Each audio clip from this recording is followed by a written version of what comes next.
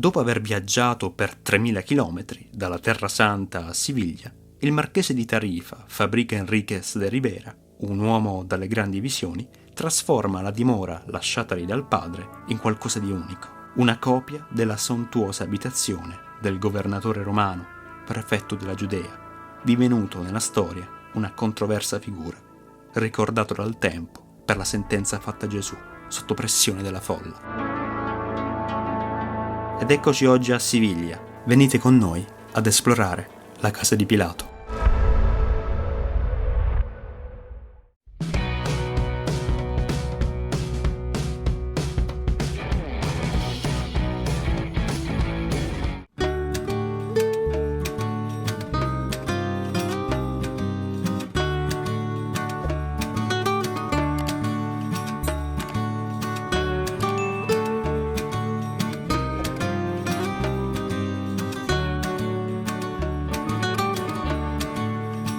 Uno dei luoghi mitici del turismo a Seviglia è la Casa de Pilatos. Siamo nella Plaza de Pilatos con il monumento al Zurbarán e sulla mia sinistra ci sono i due ingressi nel palazzo, diciamo, più famoso di Seviglia.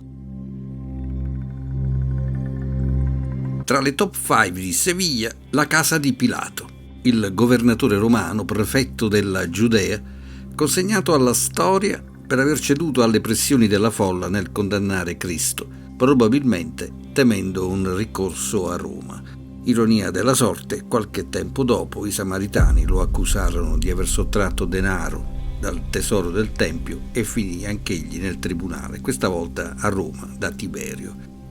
Ma perché questa splendida dimora nobiliare sevigliana porta il suo nome? Facciamo un passo indietro nella storia, precisamente al 1478. Buona parte degli abitanti di Seviglia è composta da facoltosi mercanti ebrei, i Cristianos Nuevos, convertiti al cristianesimo per convenienza. Uno di questi si chiama Esecutore Pedro, al quale Pedro Enríquez, in forza della sua autorità di governatore, impone la vendita forzata della bella casa e dei terreni circostanti dietro pagamento di 320.000 maravedis, una cifra decisamente elevata, ma giustificata dal fatto che abitazione e terreni sono allacciati al Caños de Sevilla, l'acquedotto proveniente da Carmona che serviva anche il Real Alcázar, perfetti quindi per farne la residenza governativa.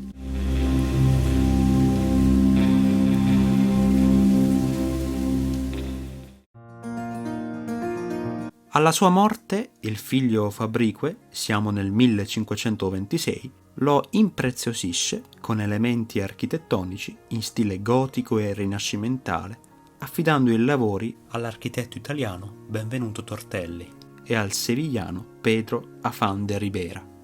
Occorre dire che Fadrique Enríquez è un amante dell'arte rinascimentale italiana, un uomo dalle grandi visioni che vuole modernizzare Siviglia, traghettando la vecchia e sorpassata nobiltà castigliana dal Medioevo all'età moderna, anche attraverso il gusto estetico, favorendo gli interscambi commerciali con le altre nazioni.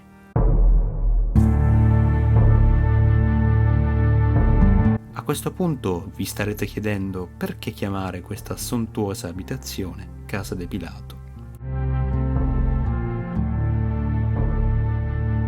Fadrique, che amava viaggiare, di ritorno da un pellegrinaggio in Terra Santa, è suggestionato al tal punto da ciò che ha visto che a tutti i costi vuole trasformare la dimora lasciatagli dal padre in qualcosa che assomigli il più possibile a quella del console romano, a quanto pare abruzzese di nascita, Ponzio Pilato, incoraggiato dal fatto di scoprire che la distanza dalla chiesa della Croce del Campo è identica a quella della casa del console romano, alla collina della crocifissione di Gesù. È tutt'altro che casuale, quindi, che abbia intitolato le stanze del palazzo, visitate ogni anno da migliaia di turisti, ispirandosi alla Passione di Cristo, Salone del Pretorio, Cappella della Flagellazione e così via.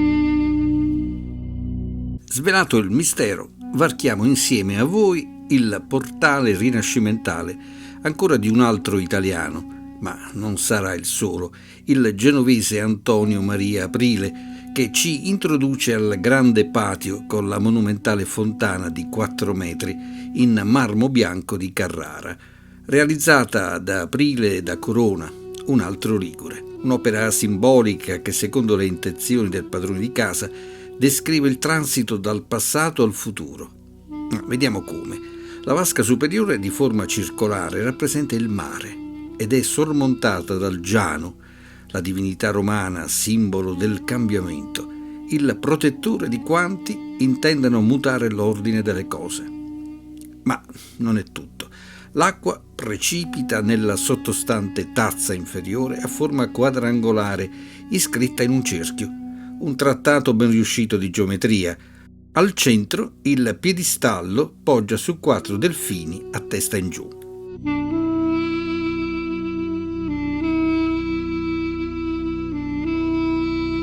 In quanto a effetto ottico, non sono da meno le 24 colonne per sostenere il loggiato, esposto a mezzogiorno, per mitigare i rigori invernali. 24 arcate con i busti di personaggi illustri, da Traiano a Gaio Mario, da Annibale a Scipione l'Africano, da Cicerone all'imperatore Adriano e Marco Aurelio.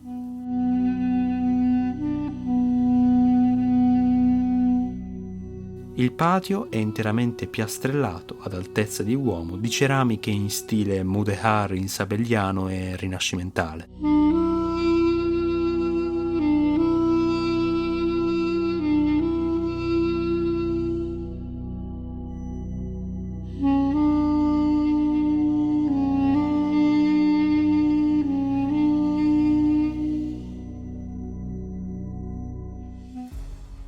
È uno degli angoli più suggestivi della casa di Pilato, che ha fatto da scenografia in 2 importanti produzioni cinematografiche. Gli amanti del cinema sicuramente riconosceranno le scene delle Crociate del 2005 di Ridley Scott, con Orlando Bloom, Liam Neeson, Jeremy Irons e Eva Green. E ancora il miglior Tom Cruise, affiancato da Cameron Diaz e dal divo locale Jordi Moya, in Night and Day, film d'azione diretto da James Mangold, girato quasi interamente, come vi mostreremo a Siviglia.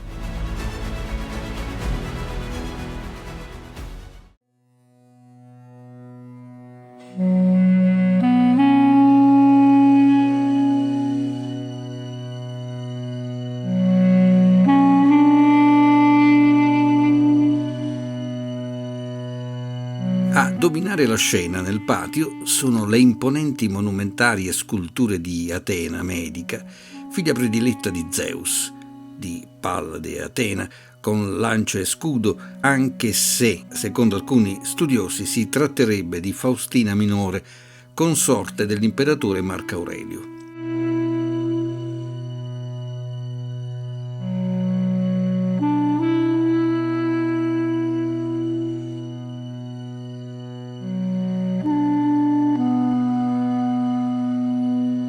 L'ambiente che però colpisce il visitatore, perché sontuoso, è il salone del Pretorio, cerniera tra il cortile e il giardino piccolo, identico a quello di Ponzio Pilato.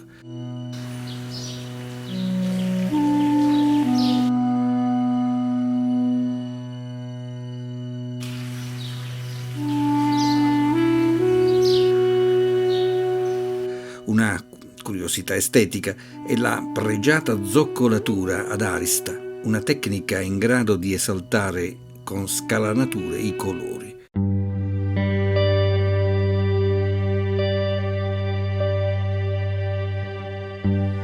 Alzando lo sguardo, l'ambiente è impreziosito dal soffitto a cassettoni, con stucchi in gesso, riportanti iscrizioni in arabo.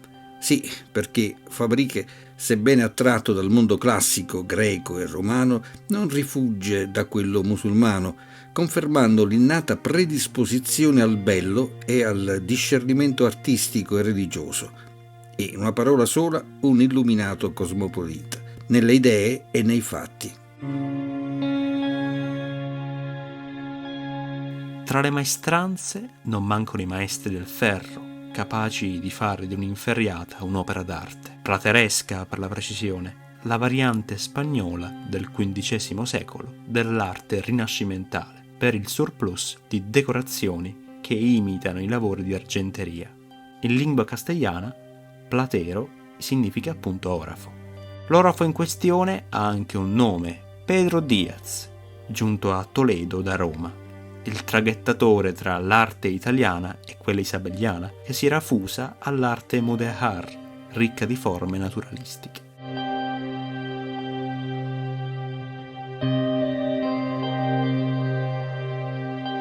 Tornerà utile sapere che il termine mudéjar deriva dalla parola araba mudayan, pressappoco colui che ha avuto il permesso di rimanere ed integrarsi, condizione che si riferisce ai musulmani che rimasero a vivere nella penisola iberica dopo la Reconquista nel 1492, con la caduta, come ricorderete, del sultanato di Granada e l'esilio del sultano Boabdil, un permesso sancito dal Trattato di Purcena del 1489, oltremodo permissivo perché consentiva il mantenimento della propria cultura, lingua e religione.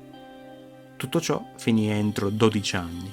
I musulmani che intendevano rimanere in territorio iberico dovevano convertirsi al cristianesimo e parlare esclusivamente il castigliano o il portoghese, i moriscos nuevo.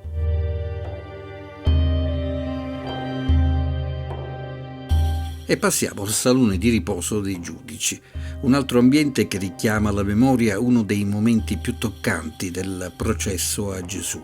È un grande salone di 108 metri quadri, proprio quello di riposo dei giudici, che storicamente avrebbe accolto i 171 membri del Sinedrio di Israele che giudicò Gesù. Ricorderete le scene del film The Passion di Mel Gibson.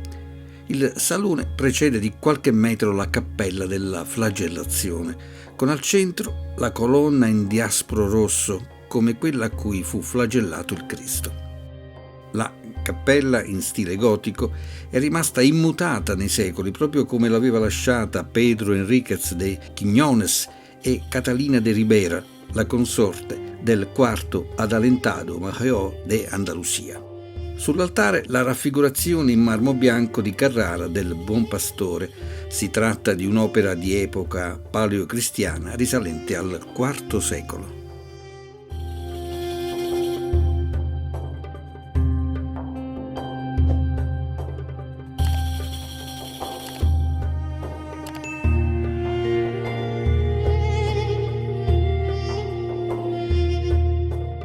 Stiamo per varcare il gabinetto di Pilato. Non vi tragga in inganno la definizione e l'utilizzo di questa sala. Era la sala cerimoniale di forma quadrata, simile a quelle dei cubas musulmane, quasi magica la sua volta, punteggiata di muqarnas, le stelle a 10 punte proprie dell'arte musulmana. È il mistero della volta celeste con una miriade di astri minori in bassorilievo che parla del divino.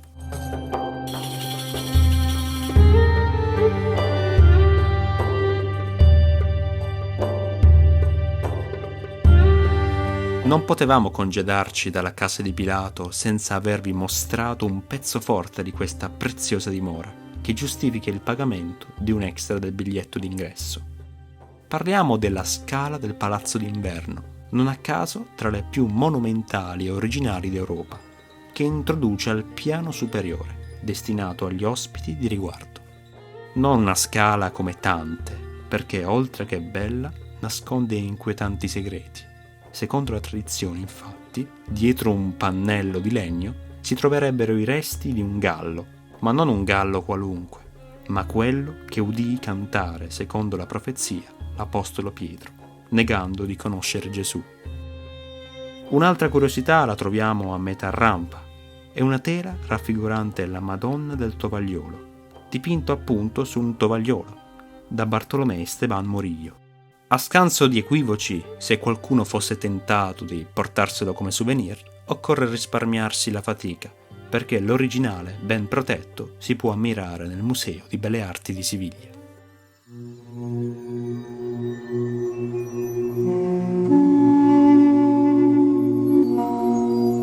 Per comprendere la maestosità della casa di Pilato, parliamo degli azulejos, che occupano l'equivalente della pista di hockey sul ghiaccio di 1200 metri quadri.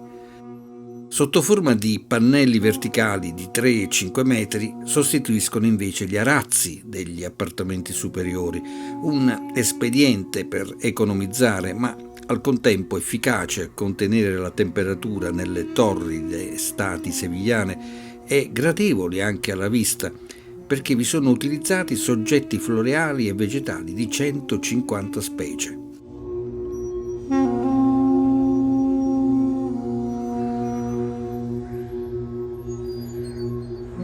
I vasti giardini sono invece stati disegnati da un altro italiano, il napoletano Benvenuto Tortello, che ispirandosi alle ville cinquecentesche italiane ha dato vita e forma ad un giardino archeologico con nicchie, archi ciechi e edicole, in controcorrente con la moda del tempo. Non mancano le statue raffiguranti Bacco, divinità condivisa da greci e romani, il dio dell'agricoltura e del teatro, con un grappolo di uva tra le dita, che giunse a Seviglia in una delle 34 grandi casse spedite da Napoli via mare alla volta di Cartagena.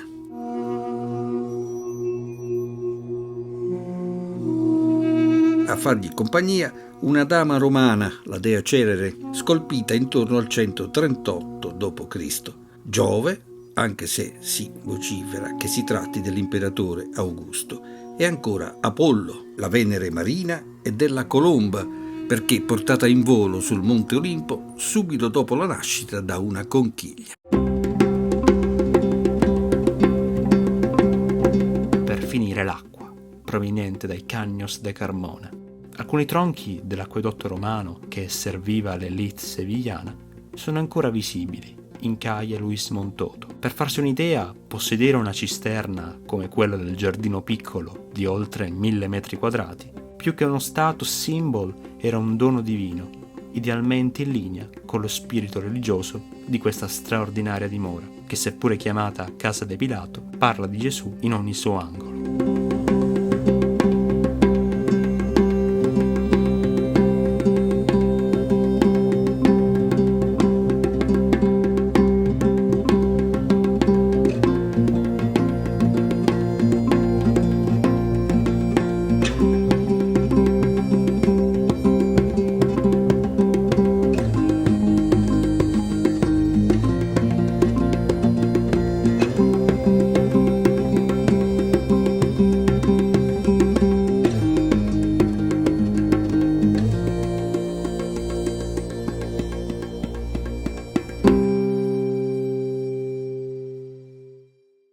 Per rimanere in tema di scoperta, bellezza, armonia e buon gusto, che caratterizzano il nostro programma, vi segnaliamo EOS, azienda agrituristica in contrada Murge Sellata, a 15 km da Potenza, nel Parco Nazionale dell'Appennino Lucano, che ci sostiene nella realizzazione dei nostri reportage di divulgazione turistica e culturale.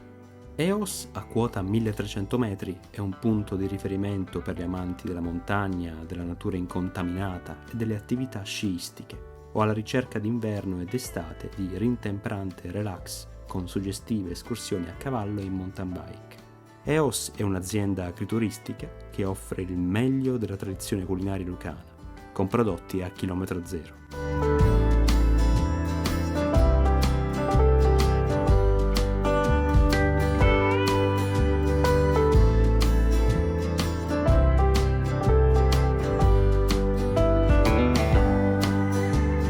Alloggi per riposarsi a fine giornata nel silenzio del bosco, per risvegliarsi in un autentico paradiso terrestre, quale la terra di Basilicata, per poi farsi coccolare dall'accogliente ospitalità della famiglia Sarli. Allora, sono Tommaso Sarli, gestisco questa struttura, l'agriturismo qui a Sellate con la mia famiglia, carattere familiare. Allora, il punto di forza di questa struttura è che siamo a 1400 metri e siamo in una natura particolare.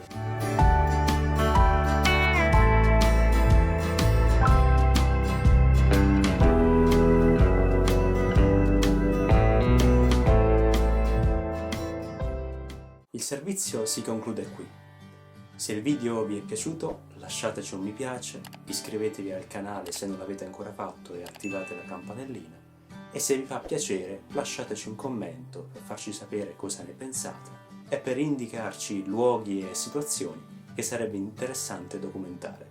Grazie per aver viaggiato insieme a noi e vi diamo appuntamento al prossimo reportage.